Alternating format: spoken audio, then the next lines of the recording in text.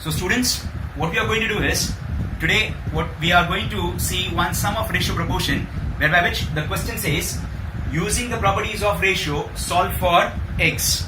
Now, if the question happens to be, say, x raised to 4 plus 1 upon 2x square is equals to 17 by 8. Now the question is, using the properties of ratio, we are supposed to go for value for x. We are supposed to solve for value for x. The question is, x raised to 4 plus 1 upon 2x square is 17 by 8. Now I can clearly apply over here componendo dividendo. So we applied the very first stage by componendo and dividendo. When I apply componendo dividendo, the numerator turns out to be x raised to 4 plus 1 plus 2x square upon x raised to 4 plus 1 minus 2x square. On the right hand side, that is going to be 17 plus 8 upon 17 minus 8. So what did we do in the very first step? In the very first step is what? We applied componendo dividendo to our question, and what we got is this particular step. Now if you happen to carefully look at my numerator and denominator, the first term is a square of what? It's a square of x square. The second term is a square of 1 plus 2x square. I can easily say this is x square plus 1 the whole square, whereby which I can say a square plus 2 into a into b plus b square. Likewise, on the denominator, it should be x square minus 1 the whole square. Over here, it is going to be 25 by 9. X raised to 4 plus 1 plus 2x square is nothing but x plus 1 the whole square. X raised to 4 plus 1 minus 2x square is nothing but x square minus 1 the whole square. We have squares over here, so we go for taking square root on both the sides.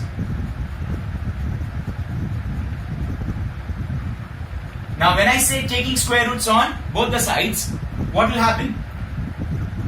X square plus 1 upon x square minus 1 is equals to plus or minus 5 by 3. Now, it is this particular step where one needs to be very careful.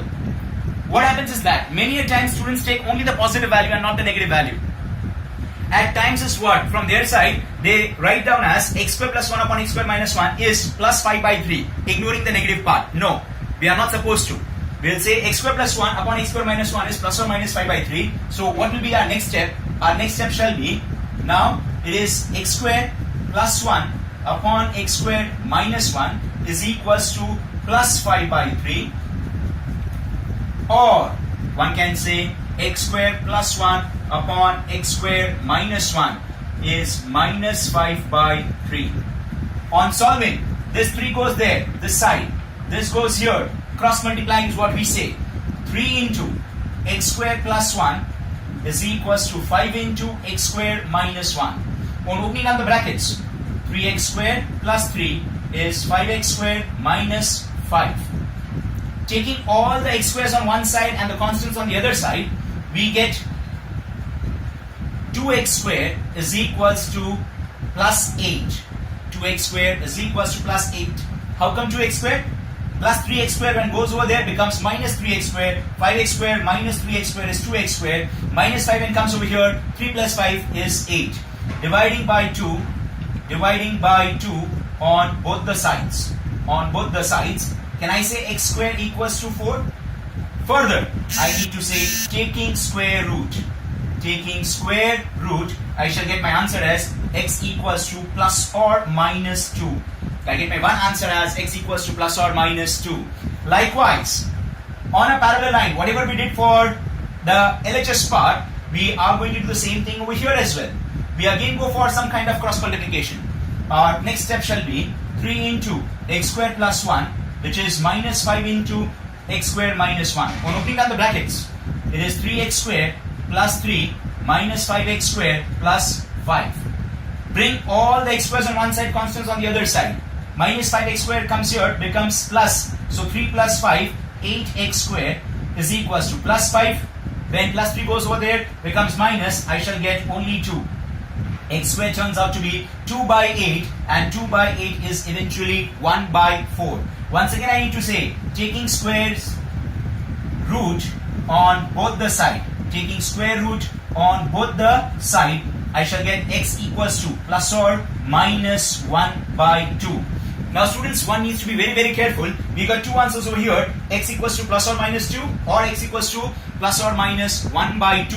So ultimately we need to write down the final step as, our final step should be written out as solution set is equals to x equals to plus 2, comma, x equals to minus 2, comma, x equals to half, comma, x equals to minus half. So there has to be 4 solution. Now, the criteria which you are supposed to keep in your mind is, the number of degrees is going to define the number of answers. How many degrees we had? We had 4 degrees. So see to it that the number of degrees will be equal to the number of answers. We had 4 degrees, and that is the reason how many answers we are having? We are having 4 answers. 1, 2, 3 and 4. That is x equals to 2, x equals to minus 2, x equals to half, and x equals to minus half. We'll see the other example, the variations existing in ratio proportion.